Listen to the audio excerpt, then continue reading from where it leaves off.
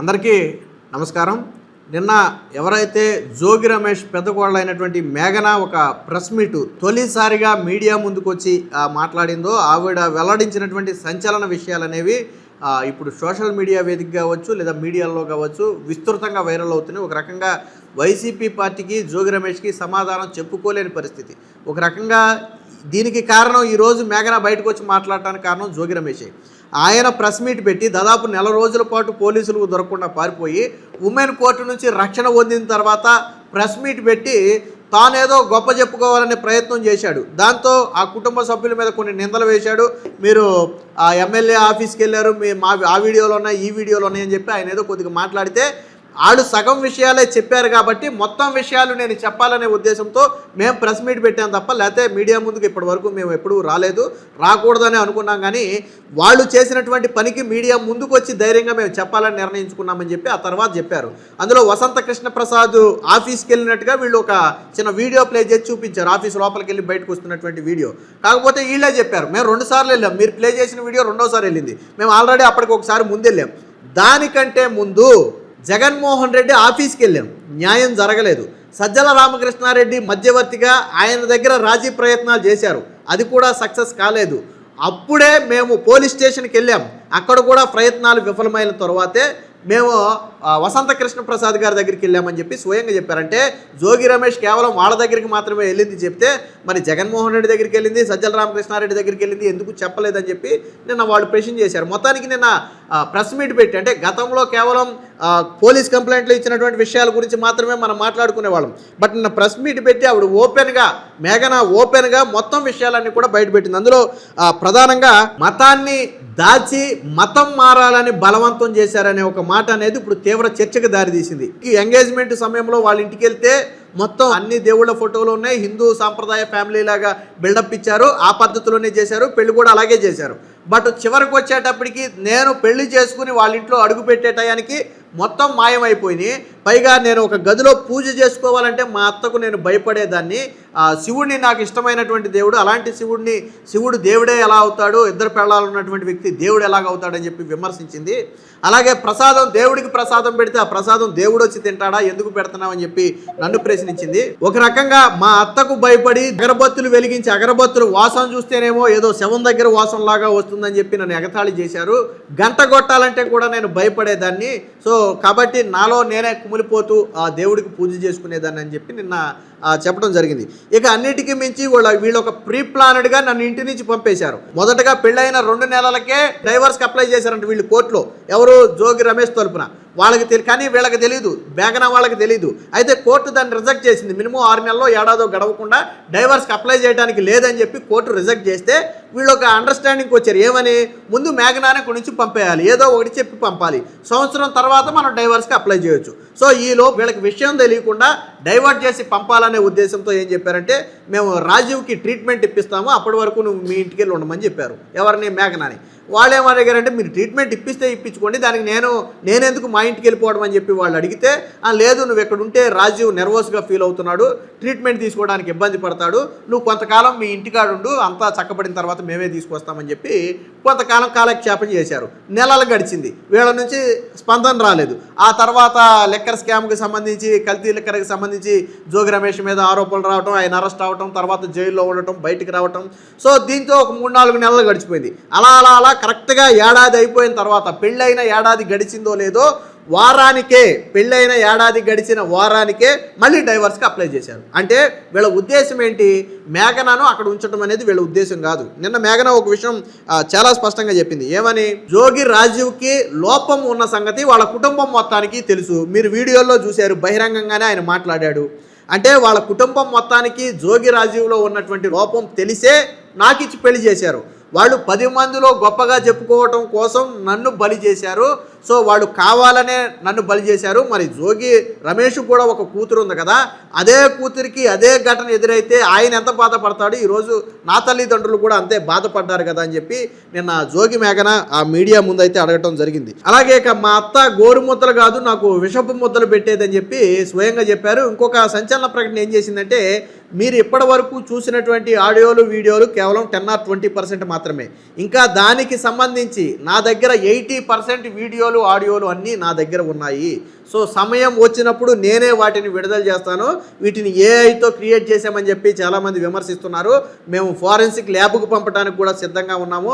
మీరు మొన్న చూసిన వీడియోలు ఏఐ వీడియోలు అని ఎవరైనా అంటారా అని చెప్పి మేఘన ప్రశ్నించడం జరిగింది. అంటే ఇక్కడ ఇప్పుడు జోగి రమేష్ని ప్రశ్నించేది ఏంటంటే, సరే జోగి రాజు సంగతి కాసేపు పక్కన పెడదాం. మొట్టమొదటగా అసలు జోగి రాజు తనతో సరిగ్గా ఉండటం లేదనే విషయాన్ని అత్తామామలైనటువంటి శకుంతల జోగి రమేష్కే చెప్పాను. ఎందుకని వాళ్ళే నా తల్లిదండ్రులుగా భావించి నేను వాళ్ళకే చెప్పాను. కానీ వాళ్ళు నాకు ఏ న్యాయం చెయ్యకపోగా నేను చెప్పిన విషయాన్ని వాళ్ళు పట్టించుకోలేదు. కనీసం నాకు తిరిగి సమాధానం కూడా చెప్పకుండా దాటవేశారు. సో మా తల్లిదండ్రులు ఇన్వాల్వ్ అయ్యి గట్టిగా ప్రశ్నించిన తరువాత కానీ అసలు విషయం వాళ్ళు ఒప్పుకుని ట్రీట్మెంట్ పేరుతో కాలక్షేపం చేశారు. సో ఈ ట్రీట్మెంట్ అనేది కూడా అబద్ధమేననేది నా అనుమానం. ఎందుకంటే ఈ జోగి మేఘనాను బయటికి పంపడం కోసం, వాళ్ళ ఇంటికి పంపడం కోసం ఈ ట్రీట్మెంట్ అనే ఒక డ్రామా ఆడుంటారనేది నా ఉద్దేశం. సో ట్రీట్మెంట్ ఎన్ని రోజులు పడద్దంటే సమాధానం చెప్పలేదంట. నెల పడద్దా, 2 నెలలు పడద్దా, 3 నెలలు పడద్దా, ఎన్ని నెలలు ట్రీట్మెంట్ చేయించాలి, ఏ డాక్టర్కి చూపిస్తారు అనే విషయాలు వీళ్ళు ఎవరు కూడా బయటికి చెప్పలేదంట. ఎందుకని? సో ఆ ట్రీట్మెంట్ అనేది నాకు తెలిసి అబద్ధం. కేవలం మేఘనాను వాళ్ళ ఇంటికి పంపడం కోసం. వాళ్ళ నాన్న నిన్న చెప్తున్నాడు, కూతురు పెళ్ళైన 2 నెలలకే వచ్చేసి వాళ్ళ ఇంట్లో ఉంటే ఇరుగు పొరుగు వాళ్ళు చెవులు కొరుకుంటున్నారంట. ఏంటి 2 నెలలకే వచ్చేసి ఇంట్లో ఉంటుందని? ఇప్పుడు ఎక్కడైనా జరిగేదే కదా కామన్గా. పెళ్ళైన 2 నెలలు అవ్వకుండా తిరిగి వచ్చేసిందంటే ఏం చేసి వచ్చేసిందో, అక్కడ ఏం వెలగబెట్టిందో, వాళ్ళు ఏం చేశారా అని చెప్పి రకరకాలుగా మాట్లాడుకుంటుంటే మేము బయటికి వెళ్ళాలంటే కూడా భయపడే పరిస్థితి. అంటే ఏంటి నీ కూతురు ఇంటికాడ ఉంటుందంటే చెప్పలేని పరిస్థితి వస్తుందని మేము భయపడేవాళ్ళమని చెప్పి స్వయంగా ఆయన తండ్రి కూడా కొంత ఆవేదన వ్యక్తం చేస్తూ తన స్తోమతకు మించి పెళ్లి చేసిన మాట వాస్తవాన్ని ఒప్పుకున్నాడు. ఎందుకని? సరే పెద్ద కుటుంబానికి ఇస్తున్నాం, కొంచెం మంచిగా పెళ్లి చేస్తే వాళ్ళు కావాలన్నది, మంచిగా పెళ్లి చేయాలన్నారు వాళ్ళ స్థాయికి తగ్గట్టుగా. సరే మంచిగా పెళ్లి చేస్తే వాళ్ళు సుఖంగా ఉంటే చాలులే అనే ఉద్దేశంతో నా స్తోమతకు మించి నేను పెళ్లి చేస్తే పెళ్ళి అవగానే కట్నాలు తీసినట్టు మీరు ఒక ఆడియో క్లిప్ కూడా మొన్న వినే ఉంటారు కదా, ఒక ఆడియో క్లిప్ రన్ అయ్యింది. మేము అడిగామని కాదు, మీరు కట్నాలు కానుకలు ఇస్తేనంట వాళ్ళ అబ్బాయికి 3 వస్తుందంట. ఎంత దారుణమైన మాట అండి ఇది. కట్నాలు కానుకలు అంటే పెంచి ఇంకా ఏదైనా గిఫ్టుల రూపంలో ఇస్తే వాళ్ళ అబ్బాయికి 3 వస్తుందంట. ఎవరైనా తల్లిదండ్రులు అత్తామామలు మాట్లాడాల్సిన మాటలేనవి. నిన్న వాళ్ళు మాట్లాడారు స్వయంగా. దానికి సంబంధించినటువంటి ఆడియో క్లిప్స్ కూడా మీకు సోషల్ మీడియాలో వైరల్ అవుతున్నాయి. మొత్తం ఎంటైర్ ఎపిసోడ్కి మూల కారణం మాత్రం జోగి రమేషే. నిన్న జోగి రమేష్ కానీ ప్రెస్ మీట్ మొన్న కానీ పెట్టి ఉండకపోతే, ప్రెస్ మీట్ పెట్టి వీళ్ళు ఆ ఆఫీస్కి వెళ్ళారు, ఈ ఆఫీస్కి వెళ్ళారు, వీళ్ళ వెనక వాళ్ళు ఉన్నారు వీళ్ళు ఉన్నారు అని మాట్లాడి ఉండకపోతే బహుశా వీళ్ళు ప్రెస్ ముందుకు వచ్చేవాళ్ళు కాదు, ఈరోజు ఇంత తతంగం జరిగేది కాదు. జోగి రమేష్ ఏమనుకున్నాడంటే వీళ్ళు కూడా కుటుంబ సభ్యులు చాలా చెప్తున్నారు, వీళ్ళు బయటికి రాలేరులే, వీళ్ళు వచ్చి మాట్లాడలేరులే, వీళ్ళకి అంత ధైర్యం లేదు అనే భావనలో ఉన్నారు. అందుకనే మేము బయటకు వచ్చామని చెప్పి ఈరోజు ఆ అమ్మాయి చెప్పింది. నాలాగా ఎవరు ఇబ్బంది పడకూడదు, ఇలాంటి ఇబ్బందులు ఎదురైతే ఎవరు కుమిలిపోకూడదు, ధైర్యంగా బయటికి రావాలనే ఉద్దేశంతోనే, నేను 10 మందికి స్ఫూర్తిగా ఉండాలనే ఉద్దేశంతోనే ఈరోజు నేను బయటకు వచ్చాను. జోగి రమేష్ గారు ఏదో నా కూతురు లాంటిదని అన్నారు కదా, ఏ రోజైనా కూతురులాగా నన్ను చూశారా?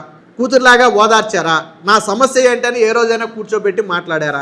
వాళ్ళ సొంత బాబాయ్ దగ్గర పంచాయతీ పెడితే జోగి రమేష్ నా మాట వినలే అని చెప్పి వాళ్ళ బాబాయే లెగిసి వెళ్ళిపోయాడు. ఇదే మాట నేను వాళ్ళు చెప్తున్నారు. వాళ్ళ బాబాయ్ దగ్గర ఆల్రెడీ పంచాయతీ పెట్టారు జోగి రమేష్ బాబాయ్ దగ్గర. సో ఆయన కూడా అంతా విని మీకు అన్యాయం జరిగిందమ్మా అని అన్నాడే తప్ప ఆయన జోగి రమేష్ ఇప్పుడు నేను చెప్తే వినే పరిస్థితిలో లేడమ్మా, మీరు వేరే ద్వారా ట్రై చేయండి అంటే అప్పుడు అటు తిరిగి అక్కడికి వెళ్ళారు. సజ్జల రామకృష్ణారెడ్డి పంచాయతీ చేశాడు. మీకెందుకమ్మా, నేనున్నాను, నేను చూసుకుంటాను, ఈ కేసులు కోర్టులు అంటే ఇబ్బంది, పరువు కూడా పోతుంది, నా 2 రోజులు టైం ఇవ్వండి, నేను మాట్లాడి సెట్ చేస్తానంటే 2 రోజులు పోయింది, 2 వారాలు పోయింది, 2 నెలలు పోయింది.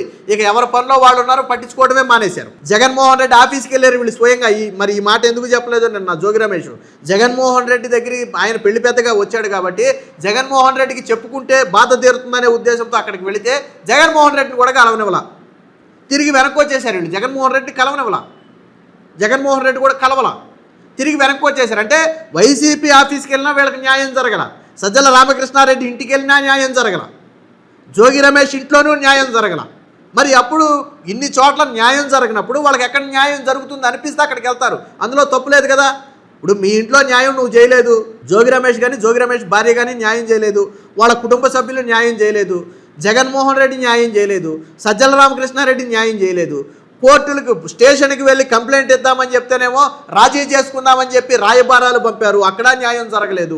ఇక తప్పని పరిస్థితుల్లో కదా వీళ్ళు బయటకు వచ్చింది. ఇన్ని ప్రయత్నాలు చేసి నిజంగా ఈ ప్రయత్నాలు ఏమి చేయకుండా వీళ్ళు డైరెక్ట్గా మీడియాకి ఎక్కితే ఏం ఆశపడి ఎక్కారో 4 గోళ్ల మధ్య తెలుసుకోవాల్సింది అని అనుకుందాం. 4 గోడల మధ్య తేల్చుకోవడానికి పంచాయతీలు కూడా పెట్టారు కదా, వీడియోలు మీరు చూశారు కదా. నాకు ఆ అమ్మాయి ఇష్టం లేదని చెప్పి జోగిరాజు మొహమ్మద్ చెప్తున్నాడు, మీరందరూ నన్ను బలవంతం చేసి బ్రెయిన్ వాష్ చేసి పెళ్లి కొప్పించారని చెప్పి జోగిరాజు మొహమ్మద్ చెప్పాడు. పంచాయతీలు కూడా జరిగినాయి కదా, అందులో కూడా ఉండటానికి ఒప్పుకోలేదు కదా. ఫోన్ చేసి నువ్వు మీ ఇంటికాడే ఉండు, మా ఇంటికి రావద్దని బెదిరించారు కదా. ఇన్ని జరిగిన తర్వాత చివరికి తప్పని పరిస్థితుల్లో న్యాయం కోసం వాళ్ళు ఈరోజు స్టేషన్కి వెళ్ళారు. మీడియాకు కూడా రాలా. మళ్ళీ చెప్తున్నాడు, మొదట్లో మీడియా ముందుకు రాలేదు, వాళ్ళ ఫేస్ కూడా ఎవరికి చూపించలేదు. అప్పటి వరకు ఈ మేఘనా ఫేసు ఏదో ఆ పెళ్లిలో ఉన్నటువంటి 1-2 ఫోటోల్లో కనపడటమే తప్ప ఈ మేఘనా ఫేస్ మీకు ఎక్కడా కనపడదు, చూడండి ఎక్కడ కూడా సోషల్ మీడియాలో. బట్ మొట్టమొదటిసారిగా వీళ్ళు ఎందుకు మీడియా ముందుకు వచ్చారంటే జోగి రమేష్ పెట్టినటువంటి ప్రెస్ మీట్ తర్వాత వాళ్ళ ఆవేదన చెప్పుకోవడానికి మీడియా ముందుకు వచ్చారు. సో ఈ రోజు ఏమైంది, ఒక బ్లాస్ట్ అయింది. అది వాళ్ళ ఫ్యామిలీ ఇప్పుడు జోగి రమేష్ కానీ వాళ్ళ కుటుంబం కానీ సమాధానం చెప్పలేని పరిస్థితి అయింది. వైసీపీ నాయకులు సమర్థించలేని పరిస్థితి అయింది. మరి విడుదల రజనీ కావచ్చు, మరి శ్యామల వెళ్ళిందో లేదో తెలియదు కానీ వీళ్ళంతా వెళ్ళారంట, పెళ్లి పెద్దలుగా వెళ్ళారు. మరి ఒక ఆడపిల్లకి అన్యాయం జరిగినప్పుడు మీరు కూర్చుని కనీసం జోగి రమేష్ మీ నాయకుడే కదా, మరి నచ్చ చెప్పొచ్చు కదా. అదేంటి కోడలను అలా ఎలా చేస్తారు, అలా ఇబ్బంది పెట్టకూడదు, తప్పు అని చెప్పొచ్చు కదా. జగన్మోహన్ రెడ్డి న్యాయం చేయొచ్చు కదా, ఆయనే కదా ఆశీర్వదించింది వెళ్ళి. ఆయన చల్లగా ఉండాలి, కలకాలం కలిసి ఉండాలనే కదా ఆశీర్వదించింది. మరి అలాంటి విభేదాలు వచ్చినప్పుడు మీ నాయకుడికి చెప్పొచ్చు కదా. జోగి రమేష్ అంటాడు కదా, మీరు చెప్తే ఎందుకు చెప్పరు? సజ్జల రామకృష్ణారెడ్డి వెళ్ళాడు పెళ్లికి, ఆయన దగ్గర పంచాయతీ చేశారు, న్యాయం జరగలేదు కాబట్టి రోడ్డుకు వచ్చారు. సో మొత్తంగా ఏదైనా జోగి రమేష్ చేసినటువంటి పనికే ఈరోజు వీళ్ళు ప్రెస్ ముందుకైతే రావడం జరిగింది. సో మేఘనా మాట్లాడినటువంటి మాటలు మీరు ఎలా చూస్తారో, అలాగే వీడియో ఎలా ఉందనేది కామెంట్ రూపంలో తెలియజేయండి.